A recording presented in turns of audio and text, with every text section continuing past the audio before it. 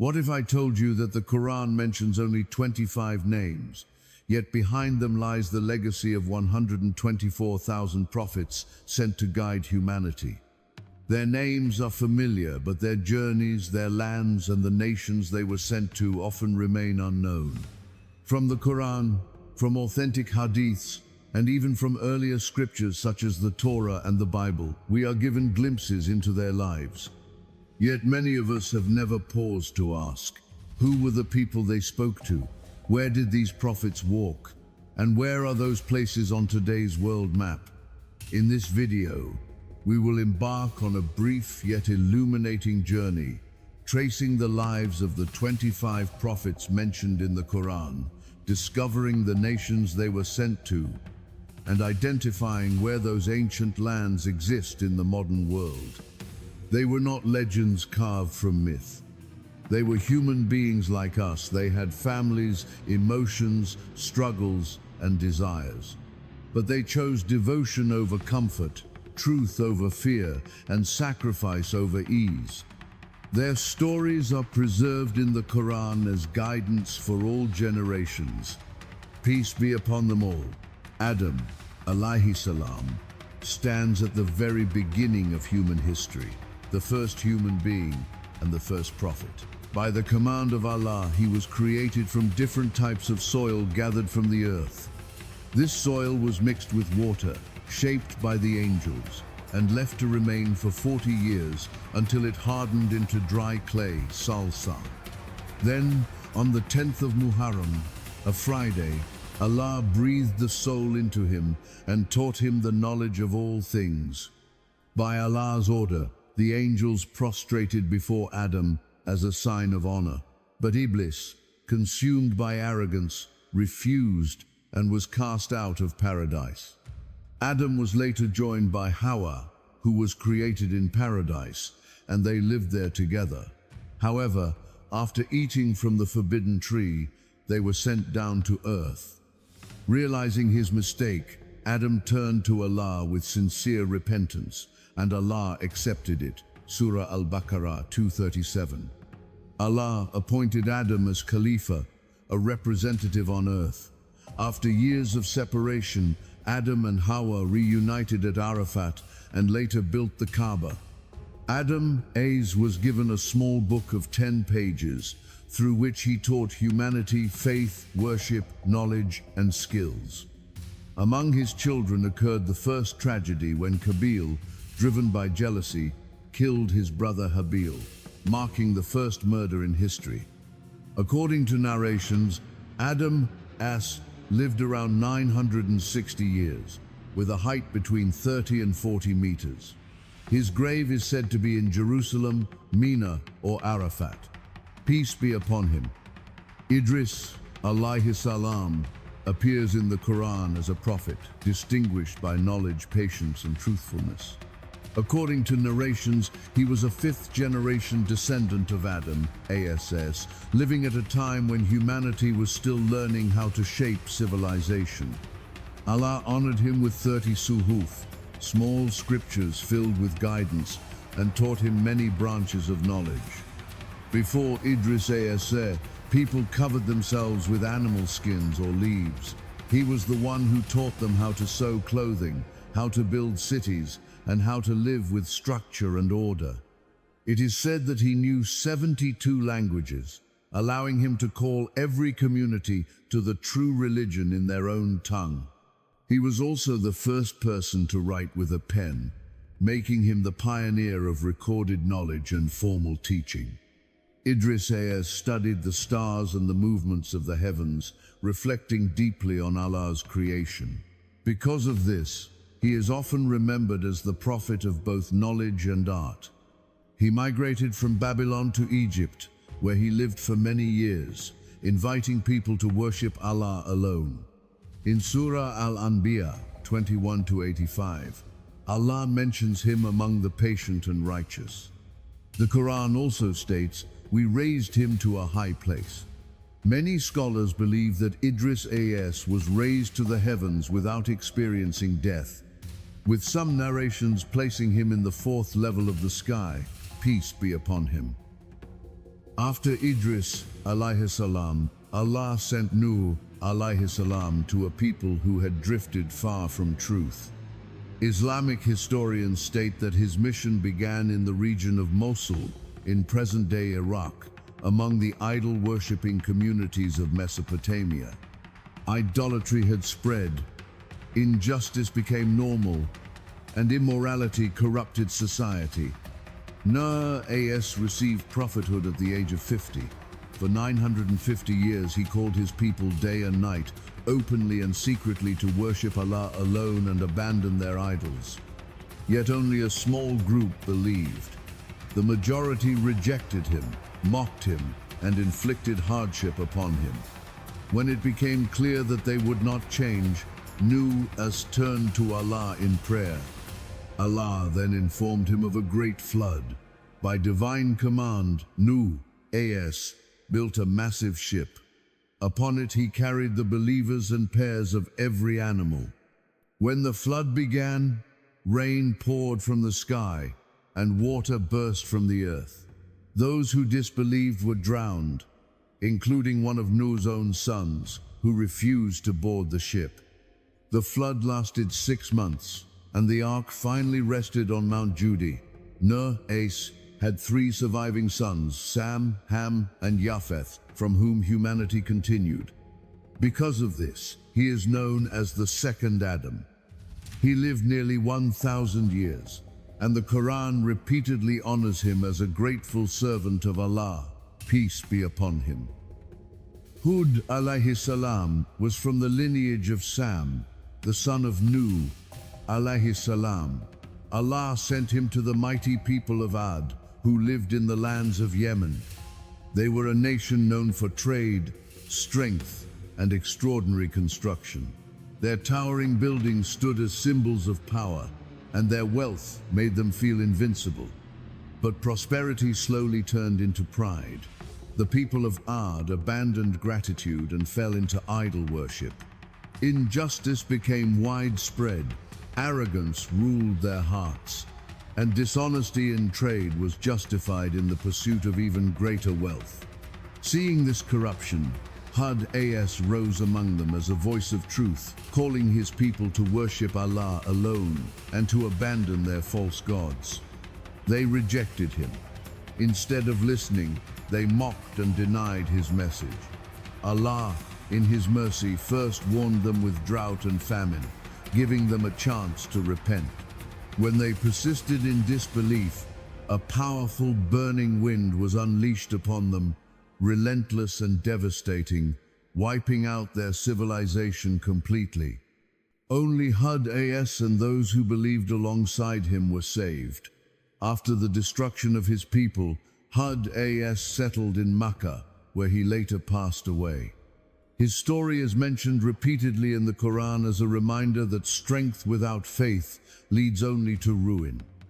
Salih alayhi salam was sent as a prophet to the people of Thamud, a nation known for their idolatry and defiance. Though advanced in technology and architecture, carving magnificent homes into mountains and building strong, thriving cities, Surah Al-Araf 7-74, their hearts were distant from the truth. They lived in what is today called Madain Salih in Saudi Arabia. Salih called them to worship Allah alone, but they demanded a miraculous proof. If you bring forth a pregnant she-camel from this rock before our eyes, we will believe in you, they challenged. Turning to Allah in prayer, Salih witnessed an extraordinary miracle. A large she-camel emerged from the rock, a clear sign of Allah's power. Its milk was so abundant that the entire community could drink without shortage. Yet the leaders, consumed by jealousy, feared that Salih's influence would grow, undermining their authority. In secret, they killed the miraculous camel during the night, destroying a divine sign. Allah warned them, granting 3 days to repent, but they persisted in defiance. Salih, and the believers left the city for safety. On the 3rd day, the earth shook violently, and a loud, devastating sound obliterated the disbelievers of Thamud. Only a small group of true believers survived. The story of Thamud, preserved in the Quran, stands as a timeless lesson. Disobedience to Allah's signs brings inevitable destruction. Peace be upon him. Ibrahim alayhi salam is celebrated as one of the 5 greatest prophets in Islam, a beacon of unwavering faith and devotion to Tawhid, the oneness of Allah. He was sent to the people of the Chaldeans, Chaldani, a nation steeped in idol worship. With courage and wisdom, he confronted their false gods. One day, while the people were away celebrating a festival, Ibrahim destroyed all the idols except the largest one, placing an axe around its neck. When they returned and demanded answers, he replied, "Perhaps the big one did it. Ask it if it can speak." His words silenced them, yet their hearts remained stubborn. They threw him into a blazing fire, but by Allah's command, the fire did not harm him, and he emerged unscathed. Rejected by his people, Ibrahim migrated with his wife Sarah, first to Egypt and later to Palestine. In Egypt, he married Hajar, and after many years, Allah blessed him with Ismail from Hajar and Ishaq from Sarah. Ismail became the ancestor of the Arabs and Prophet Muhammad Salih, while Ishaq became the ancestor of the Jews and the prophets of Bani Israel. Though they shared a common lineage, conflicts arose between the descendants, shaping history. By Allah's command, Ibrahim and Ismail built the Kaaba, establishing the center of worship, teaching Hajj, and guiding generations. Allah tested Ibrahim with a dream to sacrifice his son. With complete submission, he prepared to obey, and Allah replaced his son with a great animal, granting the timeless lesson of faith and obedience. Muslims continue this tradition during Eid al-Adha. Ibrahim passed away in Jerusalem at the age of 175, honored forever as Khalilullah, the close friend of Allah. Peace be upon him. Lut alayhi salam, the nephew of Ibrahim was chosen as a prophet for a nation steeped in corruption and oppression. After migrating with Ibrahim from Babylon to Sham, Greater Syria, he was sent to the people of Sodom, a region near today's Jordan and the Dead Sea, centuries after the flood of Noah, around 2000 BCE, during the rise of the Mesopotamian civilizations. Lut was given miracles to strengthen his message. He made rain fall from a clear sky and could communicate with stones, proving to his people that he was indeed a messenger of Allah. Yet, the people of Sodom persisted in idolatry and engaged in organized immorality, including homosexual acts imposed upon others. Young boys were assaulted, kidnapped, and treated as property, while travelers were blocked and abused. The Quran describes their actions. You approach men, block the roads, and commit shameful acts in your gatherings. Surah Al-Ankabut 29. Lut called them repeatedly to turn to Allah and abandon their corruption, but they not only rejected his message, they became more aggressive and threatened to expel him and his family. One night, 3 strangers appeared at his home, seemingly handsome young men. When the people of Sodom tried to seize them, Lut feared for their safety.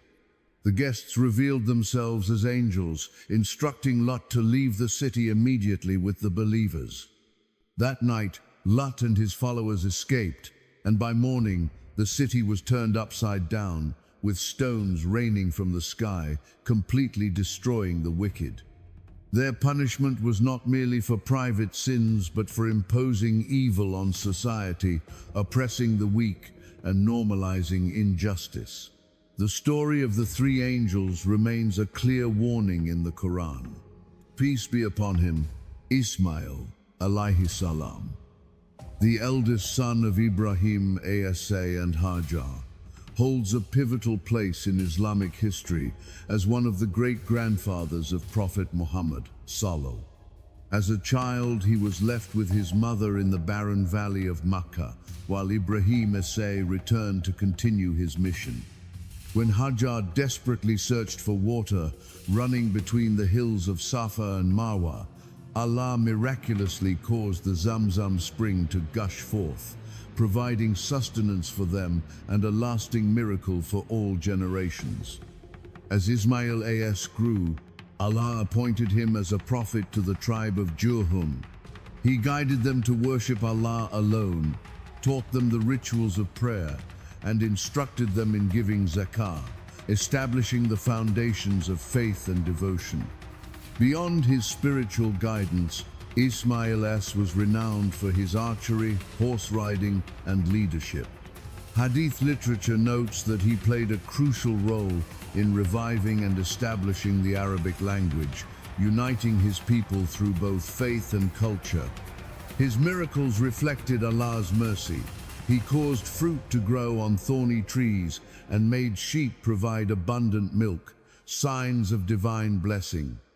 Ismail passed away in Makkah and was laid to rest beside the Kaaba in the sacred area known as Hijr, leaving behind a legacy of faith, devotion, and guidance for generations. Peace be upon him. In today's episode, we explored the lives and legacies of the prophets from Adam alayhi salam to Ismail alayhi salam. But this historic journey doesn't end here. In part 2, we will uncover the remarkable stories of the remaining prophets mentioned in the Quran and reveal exactly where their nations were located on today's map. If you don't want to miss the next episode, make sure to subscribe to our channel and hit the notification bell right now. What did you think of today's video?